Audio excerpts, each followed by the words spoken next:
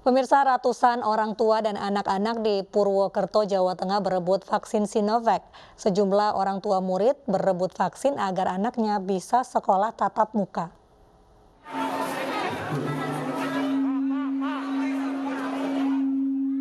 Ratusan orang tua dan anak-anak berebut masuk ke dalam gedung auditorium Universitas Jenderal Sudirman Purwokerto, Jawa Tengah untuk vaksinasi. Mereka sudah antri cukup lama, namun tidak ada petugas yang berjaga di pintu masuk, sehingga mereka berebut masuk karena takut kehabisan vaksin Sinovac. Para orang tua mendaftarkan anak-anaknya yang masih bersekolah, karena pihak Dinas Pendidikan Kabupaten Banyumas sudah melakukan pembelajaran tatap muka. Sementara pihak pemerintah kabupaten setempat sendiri belum menyelenggarakan vaksinasi khusus untuk siswa sekolah di Purwokerto. Inisiatif sendiri karena belum ada pemberitahuan, tapi yang sekolah lain kan udah pada mulai masuk, jadi inisiatif sendiri aja. Tujuannya apa Bu? Mungkin untuk proteksi itu? Tujuannya buat perlindungan diri sendiri. Meski sempat terjadi kekisruhan, namun pelaksanaan vaksinasi akhirnya bisa berjalan dengan lancar dengan pencapaian kuota per hari 1.200 orang. Sementara target vaksinasi ini selama 20 hari untuk mencapai 16.000 peserta vaksin. Dari Banyumas, Jawa Tengah, Saladin Ayubi, iNews melaporkan. Badan Intelijen Negara Daerah Kepulauan Riau terus menggelar kegiatan vaksinasi secara door-to-door pada masyarakat Batam. Kali ini Binda Kepri menggandeng Bea dan Cukai Batam untuk menggelar kegiatan vaksinasi ke masyarakat Pulau Terung yang merupakan salah satu pulau terluar di Kepulauan Riau.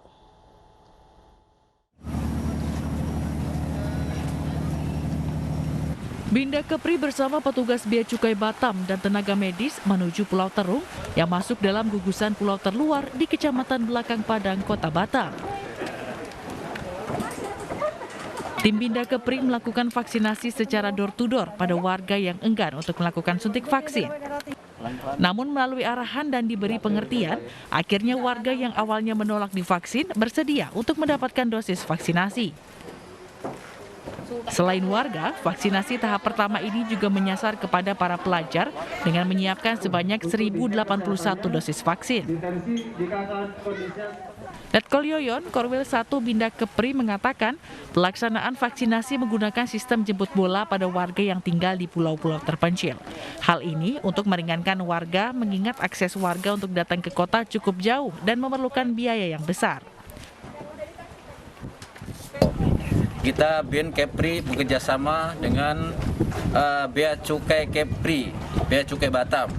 Ya, kita menjemput bola dan kita melaksanakan vaksinasi di pulau terluar, yaitu Pulau Terong. Hari ini kita melaksanakan 1.800 ya 1.081 vaksin. Dan hari ini kita sebarkan juga sembako sebanyak 500 sembako yang kita bagikan kepada masyarakat yang kurang mampu yang ada di sekitar Pulau Terong.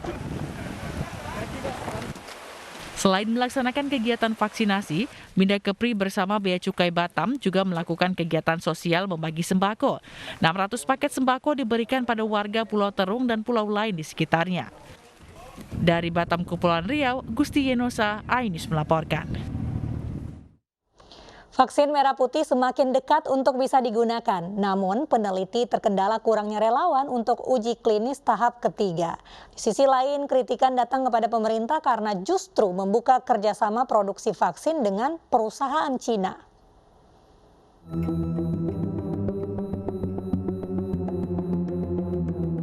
Vaksin karya anak bangsa, vaksin merah putih telah lama dinanti. Selain vaksin impor, vaksin merah putih diharapkan dapat membantu pencapaian herd immunity.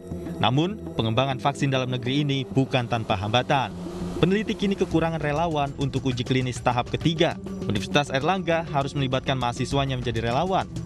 LBM Eijkman bahkan menyiapkan alternatif relawan dari luar Jawa maupun luar negeri. Di tengah tantangan pengembangan vaksin merah putih, pemerintah justru bekerja sama dengan perusahaan asal Cina untuk produksi vaksin. Menko Marves Luhut Panjaitan menyebut vaksin hasil kerjasama akan diproduksi Juli 2022. Ada Selet Etana sudah kerjasama dengan Cina dengan platform mRNA. Jadi mereka akan mulai produksi pada bulan Juli tahun depan. Itu jumlahnya kira-kira mau 70 juta. Sebenarnya 100 juta pemerintah pasti beli. Jadi apa yang saya katakan saudara sekalian, karena kita butuh tiap tahun nanti vaksin ini kira-kira untuk nyuntik 200 juta orang, ya dihitung aja itu. Sebelumnya vaksin merah putih yang dikembangkan UNR menjadi vaksin dengan perkembangan yang melampaui 5 lembaga lainnya, yaitu Eijkman, UI, UGM, ITB, dan LIPI. Vaksin ini bahkan diklaim masih sanggup melawan virus COVID varian Delta.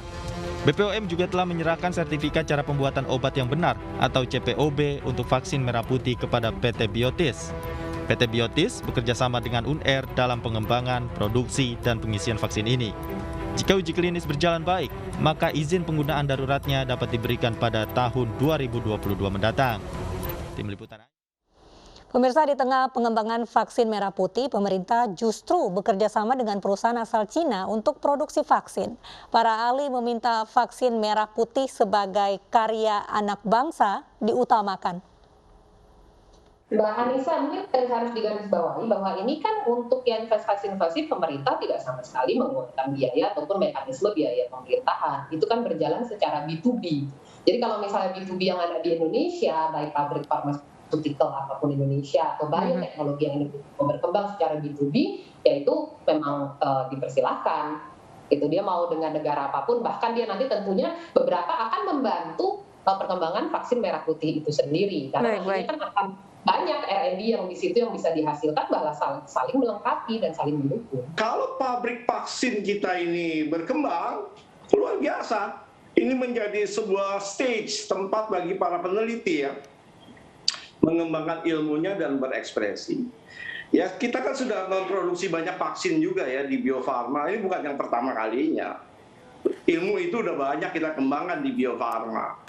Nah, sekarang ini teman-teman di 7 lembaga berkompetisi dengan berbagai platform, dengan salah satunya inactivated, dengan protein Eijkman. Cuma memang kecepatan riset ini akhirnya ternyata. Pak Mulyanto, yang Anda takutkan adalah ketika merah putih debut kemudian akan terlibat dengan vaksin hasil kerjasama dengan perusahaan Cina seperti itu?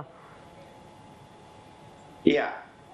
Oke, baik. Jadi ini kan langsung dikompetisikan dengan perusahaan dari luar kan. Pasar kita yang ada biarlah biar kita pertama ya, proses dalam negeri ini setelah tumbuh besar kita bisa ekspor ke ASEAN kalau itu mungkin ya. Jadi begini, kan kita ini kan tentunya lebih berusaha untuk bisa mandiri ya. Namun penduduk kita ini kan besar ya. Penduduk Indonesia kan 260 juta lebih lah. Dan kalau terkait vaksin apa dulu? Kalau vaksin COVID-19, kan memang percepatan vaksinasi sangat diperlukan untuk mencapai herd immunity setidaknya ya 70-80% dari jumlah penduduk Indonesia. Nah, sehingga kalau kemudian saat ini pemerintah itu kan sangat mendukung vaksin merah putih yang bisa diproduksi dari hasil karya anak-anak, ya artinya karya masyarakat atau saintis dari Indonesia gitu kan. Dan ini didukung terus kok, karena riset kami juga didukung oleh pemerintah untuk kedepannya akan ada uji klinis. Ini juga pembiayaan dibantu oleh pemerintah. Selain kami internal kan juga ada pembiayaan seperti misalnya uji preklinik, dan termasuk juga dengan mitra industri kami juga tentunya saling bahu-membahu lah. Nah, kalau kerjasama pemerintah misalnya dengan pemerintah Cina untuk membangun industri vaksin, saya rasa dalam pengembangan bisnis ini kan terbuka ya. Namun bahwa Indonesia bisa membuat misalnya vaksin COVID-19 khusus untuk COVID-19 ini sebuah kebanggaan yang pastinya akan lebih diutamakan dalam pemenuhan kebutuhan vaksin untuk percepatan herd immunity di Indonesia. Pemirsa, aman saat isolasi mandiri di rumah menjadi hal yang perlu diketahui oleh masyarakat sebagai antisipasi apabila terdapat situasi mendadak. Selain menyiapkan termometer serta oximeter untuk memantau kondisi harian, pasien juga harus menyiapkan nomor kontak darurat.